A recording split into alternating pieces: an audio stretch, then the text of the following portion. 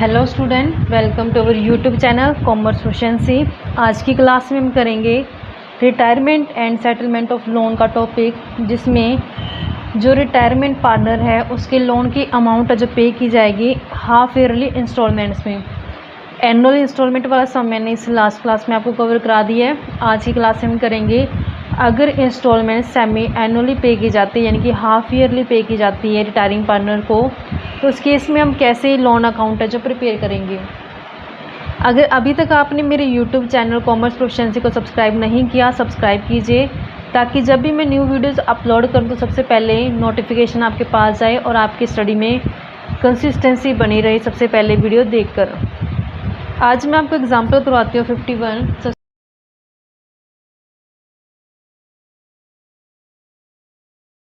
सबसे पहले हम इसकी स्टेटमेंट पढ़ते हैं। स्टेटमेंट में क्या लिखा है?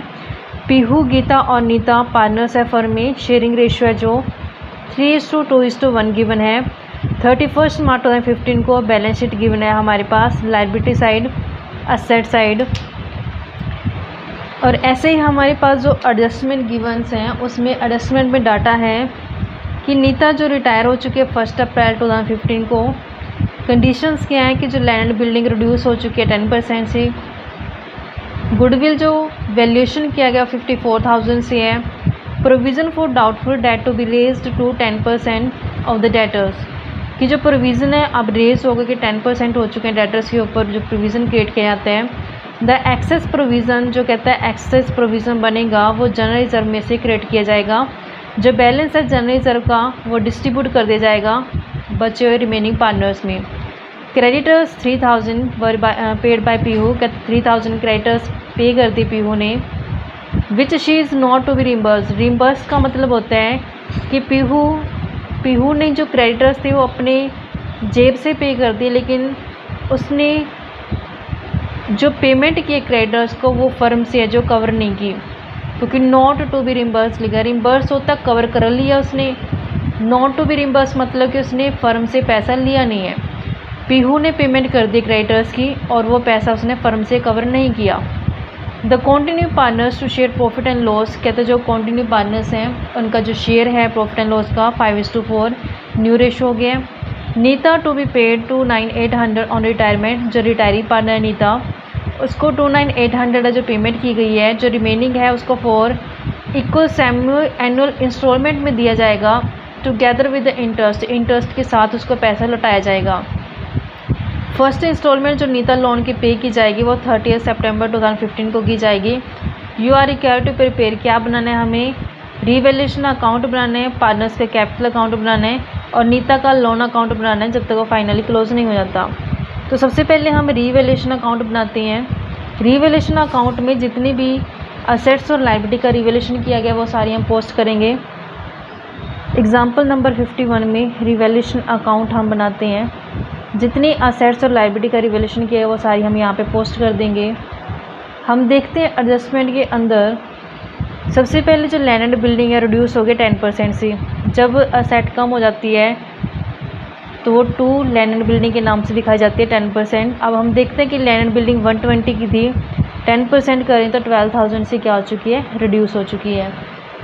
ये हमारी लैंड एंड बिल्डिंग की वैल्यू है जो रिड्यूस हुई है। नेक्स्ट कहते हैं जो प्रोविजन है डाउटफुल डेट का, ये रिजर्व के ऊपर इम्पैक्ट पड़ेगा। कहते हैं कि जो क्रेडिटर्स है 3,000 की वो पीहू ने पे कर दिए हैं, लेकिन उसकी अमाउंट जो रिकवर नहीं किया उसने फर्म से, तो फर्म को इसका बेनिफिट होगा। क्रेडिटर्स ज़रूर कम हो गए हैं लेकिन पेमेंट जो फर्म को नहीं करनी पड़ी, तो रिवैल्यूएशन में ये ट्रांसफ़र कर देंगे बाय क्रेडिटर्स के नाम से, क्योंकि क्रेडिटर्स क्या हो चुके हैं 3,000 से कम हो चुके हैं। इसके अलावा और कोई रिवैल्यूएशन नहीं है। तो अब इसकी बैलेंसिंग करते हैं। तो बैलेंसिंग करने से 9,000 का क्या आ जाएगा, लॉस आ जाएगा। इसी लॉस को ट्रांसफ़र कर दिया जाएगा बाय लॉस ट्रांसफ़र टू जितने भी हमारे पास पार्टनर्स हैं, पीहू, गीता और नीता। इनके जो ओल्ड रेशियो है हमारे पास, ओल्ड रेशियो 3:1 है। 3:1 में हम डिस्ट्रीब्यूट कर देंगे। 3:2:1 करें तो हमारे पास इसका बैलेंस बन जाएगा 4,500 से, 3,000 से और ऐसे 1,500 से। तो ये रिवैल्यूएशन किया गया। अब इसके बाद हम बनाते हैं पार्टनर्स का कैपिटल अकाउंट। कैपिटल अकाउंट में हमारे पास 3 पार्टनर्स हैं, तो तीनों का हमें कैपिटल अकाउंट प्रिपेयर करना है। तो 3 कॉलम बनाते हैं हम तीनों पार्टनर्स की कैपिटल के लिए। तो सबसे पहले हम जो इसकी स्टार्टिंग करेंगे, पीहू गीता नीता, पीहू गीता नीता। स्टार्टिंग इसकी ओपनिंग बैलेंस से होती है बाय बैलेंस बीडी, जो हमें बैलेंस शीट के लायबिलिटी साइड गिवन है 79,000 से, 70,000 से, ऐसे 61,000 से। आई होप बच्चों कि यहाँ तक क्लियर है, आपको कोई डाउट नहीं है। नेक्स्ट हमने देखा कि जो प्रोविज़न क्रिएट किया गया डाउटफुल डेट के ऊपर, वो जनरल रिजर्व में से चार्ज किया जाएगा। सबसे पहले मैं आपको बताती हूँ कि जो प्रोविज़न है बनता कितना है। प्रोविज़न फॉर डाउटफुल डेट, कहते हैं कि जो प्रोविज़न डाउटफुल डेट के ऊपर 10% हो गया। अब हम देखते हैं कि डेटर्स हमारे पास 25,000 से है। 25,000 के ऊपर जब हम 10% प्रोविज़न बनाते हैं तो हमारे पास बन जाएगा प्रोविज़न 2500 से, यानी कि अब हमें प्रोविज़न 2500 से बनाने हैं। अब हमने देखा कि बैलेंस शीट में जो ऑलरेडी पड़ा है वो 1300 से पड़ा है। 1300 से जो ऑलरेडी पड़ा है बच्चों, तो अब कितना रह गया और कितना क्रिएट करना पड़ेगा हमें, 1200 से और क्रिएट करना पड़ेगा। यानी कि 1300 तो पहले बनाया हुआ है, 1200 से हमें और बनाना पड़ेगा, क्योंकि जो वर्डिंग है वो टू इस्तेमाल किया गया है, बाई नहीं बोला बच्चों, टू का मतलब है तक, यानी कि 10% तक हमें प्रोविज़न क्रिएट करना है, यानी कि 2500 तक हमें क्या करना है, प्रोविज़न क्रिएट करना है, जिसमें से 1300 पहले से बना हुआ है। अब कितना बनाना पड़ेगा, 1200 से और बनाना पड़ेगा। तो एडजस्टमेंट में कहा है कि जो ये एक्सेस प्रोविज़न है, अब ये प्रोविज़न कहाँ से बनाया जाएगा, जनरल रिजर्व में से। तो अब देखते हैं हम कि हमारे पास जनरल रिजर्व में बैलेंस है कितना। तो जनरल रिजर्व में हमारे पास बैलेंस है 9,000 रुपये का। तो 9,000 रुपये का हमारे पास जनरल रिजर्व के अंदर बैलेंस पड़ा है बच्चों। तो अब हमने देखा कि इस जनरल रिजर्व में से जो प्रोविज़न है डाउटफुल डेट के ऊपर कितना क्रिएट किया गया है। प्रोविज़न फॉर डाउटफुल डेट जो अब और क्रिएट करना है हमने 1200 से क्रिएट करना है। तो 9,000 में से 1200 माइनस करके जो बैलेंस बच जाएगा वो जाएगा पार्टनर्स की कैपिटल अकाउंट में, पीहू कैपिटल अकाउंट। ऐसे नेक्स्ट में हमारे पास गीता का कैपिटल अकाउंट, और लास्ट पार्टनर हमारे पास है नीता, तो नीता का कैपिटल अकाउंट आ जाएगा। जब हम इसको ओल्ड रेशियो में डिस्ट्रीब्यूट करेंगे तो हमारे पास बन जाएगा इसका अमाउंट 3900, 2600 और ये 1300। तो इस तरीके से जनरल रिजर्व जो बचा हुआ बैलेंस है वो हमने डिस्ट्रीब्यूट कर दिया। यहाँ पे पार्टनर्स की कैपिटल अकाउंट क्रेडिट है, क्रेडिट साइड पे हम पोस्टिंग कर देंगे, यहाँ पे क्रेडिट साइड पे हम पोस्टिंग कर देंगे जनरल रिजर्व के नाम से, जो अभी अभी हमने जो बैलेंसिंग की है 3900 से, 2600 से और 1300 से। तो ये जनरल रिजर्व का क्या आ जाएगा, यहाँ पे बैलेंस आ जाएगा। उसके बाद हम देखते हैं कि जो रिटायरिंग पार्टनर है उसके गुडविल का शेयर कितना बनता है। तो हमने देखा कि पूरी फर्म की गुडविल हमारे पास गिवन है, जो पूरी फर्म की गुडविल वो 54,000 से है। ये तो पूरी फर्म के रिटायरिंग पार्टनर कौन है, नीता। तो यहाँ पे नीता का जो शेयर है गुडविल में वो कैलकुलेट कर सकते हैं हम। जो नीता का शेयर बनता है गुडविल में कितना बनेगा, 54,000 तो पूरी फर्म की है। 54,000 में हमने देखा नीता का शेयर कितना बनेगा। नीता का हम शेयर देखते हैं, लास्ट पार्टनर है तो ये बन जाएगा 1/6 से।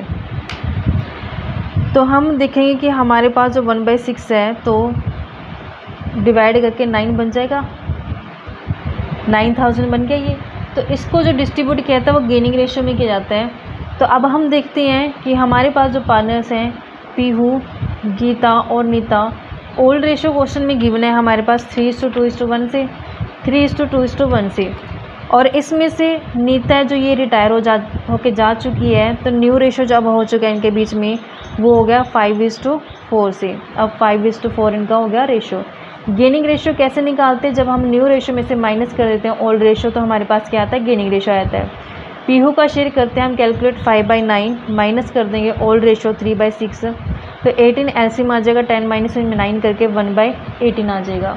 ऐसे हम नेक्स्ट का निकाल लेते हैं। पीहू के बाद आता है गीता। गीता का नया शेयर कितना है 4/9 माइनस करेंगे 2/6, तो हमारे पास बन जाएगा 18 एलसीएम, 8 माइनस 6 करेंगे तो 2/12, 2/18 आएगा सॉरी।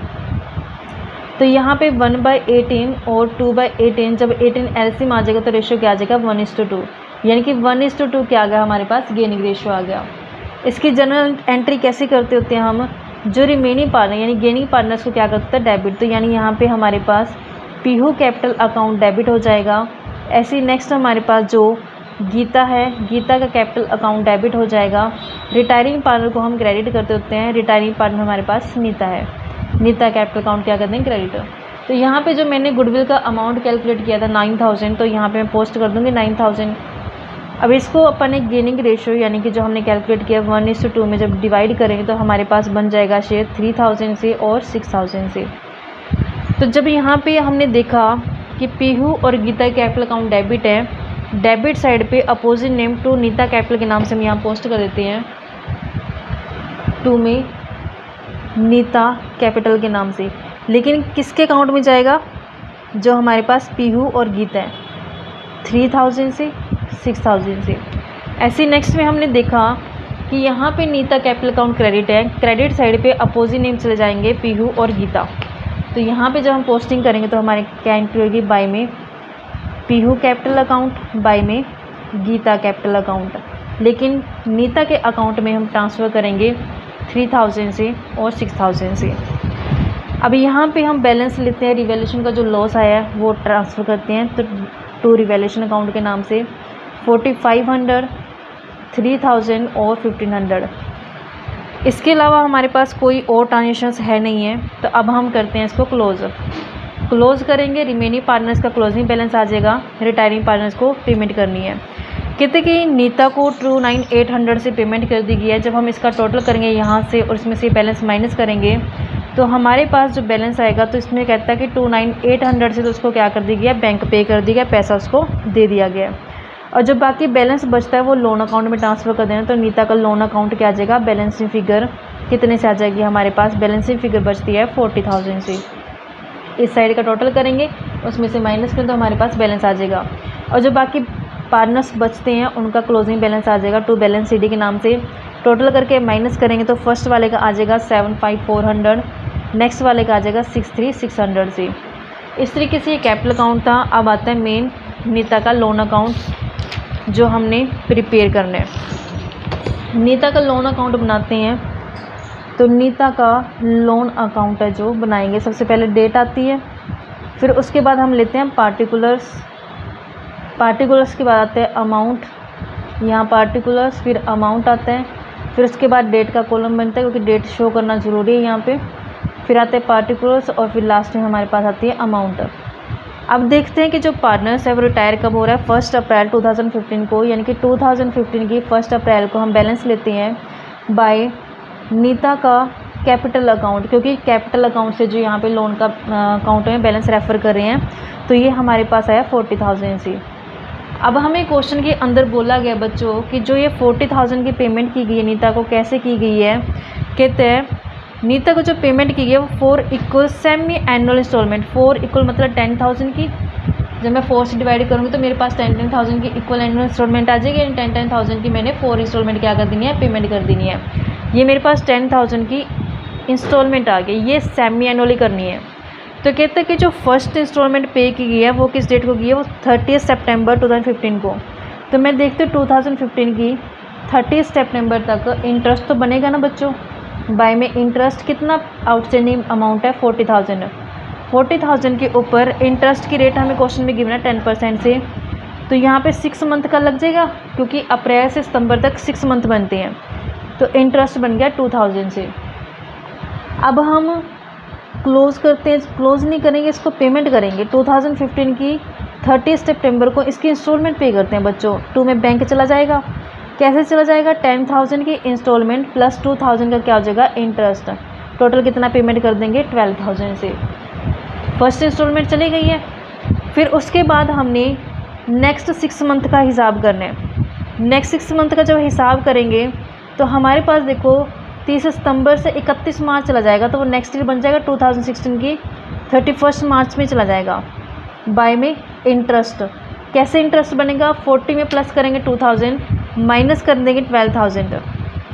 40 प्लस 2,000 माइनस करें 12,000 तो हमारे पास कितना बन जाएगी अमाउंट, 30,000। माइनस करके भी देख सकते हो। और दूसरा तरीका ये होता है कि मैंने टोटल 40,000 पेमेंट करनी है, उसमें से 10,000 की एक इंस्टॉलमेंट चली गई है, 30,000 का जो रिमेनिंग रह गया है, ऐसे भी आप देख सकते हो। 10% इंटरेस्ट है 6 मंथ का, हम जब कैलकुलेट करेंगे तो हमारे पास बन जाएगा 1500 से। तो अब हम इसकी सेकेंड इंस्टॉलमेंट वो भी पे कर देते हैं। 2016 की 31 मार्च को 2 में बैंक जब पेमेंट की जाएगी 10,000 इंस्टॉलमेंट प्लस में जो इंटरेस्ट कैलकुलेट किया 1500 से, तो 11,500 से क्या आ गया, इसका पेमेंट आ गया। तो अब हम 2016 की 31 मार्च को क्लोजिंग बैलेंस कैलकुलेट करते हैं टू बैलेंस CD के नाम से। तो हमारे पास 20,000 क्लोजिंग बैलेंस आ जाएगा, क्योंकि हमने 2 इंस्टॉलमेंट पे कर दिए, 10,000 10,000 20 चला गया, टोटल 40 था तो 20 हमारे पास रह गया। तो अब हम इसी बैलेंस को नेक्स्ट रेफ़र करते हैं। 2016 की 1 अप्रैल को हमारे पास ये बैलेंस आ जाएगा बाय बैलेंस BD के नाम से।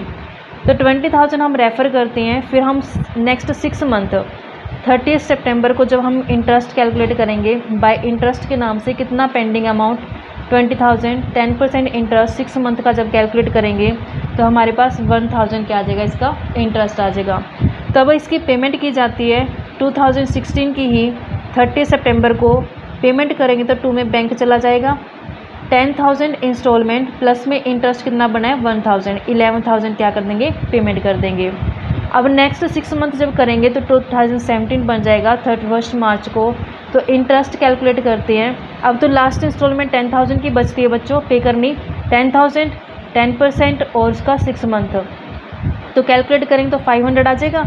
तो जब हम 2017 की 31 मार्च को पेमेंट करेंगे 2 में बैंक के नाम से, तो 10,000 इंस्टॉलमेंट प्लस में 500 इंटरेस्ट, टोटल 10,500 क्या होगा, इसकी पेमेंट आ गई है और ये बैलेंस क्या हो जाएगा, टैली हो जाएगा। आई होप बच्चों कि आपको समझ में आ गया होगा। या तो आप बैलेंसिंग करके भी इंटरेस्ट कैलकुलेट कर सकते हो आउटस्टैंडिंग बैलेंस के ऊपर, या फिर आपको साफ साफ पता भी चल जाएगी कितनी इंस्टॉलमेंट चली गई और कितना बैलेंस रह गया। जैसे यहाँ पे मैंने 6 मंथ का इंटरेस्ट कैलकुलेट किया है, फिर मैंने फर्स्ट इंस्टॉलमेंट प्लस ये इंटरेस्ट पेमेंट कर दिया।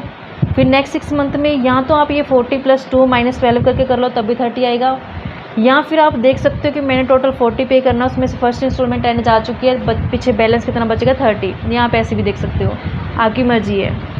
आई होप कि आपको समझ में आ गया होगा। ऐसी रेगुलर क्लासेस देखने के लिए आप मेरे चैनल कॉमर्स प्रोficiency को सब्सक्राइब, लाइक एंड शेयर करें।